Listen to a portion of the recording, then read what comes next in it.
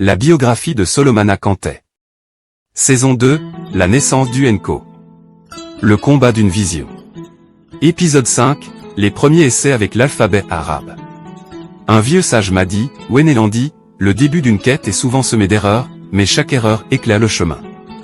C'est cette conclusion du journaliste libanais qui a touché la sensibilité de Solomana Kanté jusqu'à l'empêcher de manger et de dormir. C'est ainsi qu'il trouva tout seul cette réponse au texte du journal. Nous n'avons certes pas d'écriture, c'est vrai, mais que nos langues locales sont toutes dépourvues de règles grammaticales permettant de bonnes dispositions dans la segmentation syntaxique des phrases. Ça c'est faux et archi faux.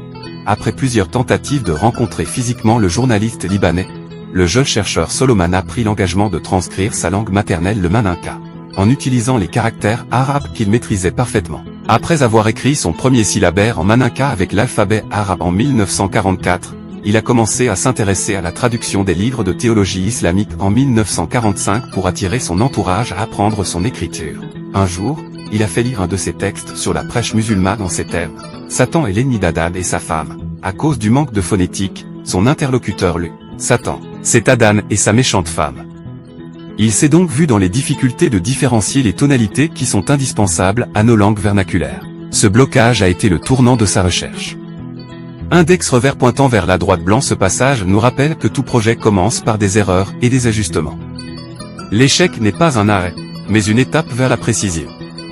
Apprenez à voir vos erreurs comme des maîtres silencieux qui vous guident vers l'excellence. Rendez-vous dans le prochain épisode, où vous découvrirez ces expériences avec l'alphabet latin, et en attendant aimez, commentez, partagez et abonnez-vous à ma chaîne pour me soutenir. Parce que vous êtes africain. Il est temps de se connaître. Djedelon Touma Barassé. C'était votre homme de serviteur, Wenelandi Camara, le voyageur silencieux de lumière. Il vient du silence et il marche vers la lumière.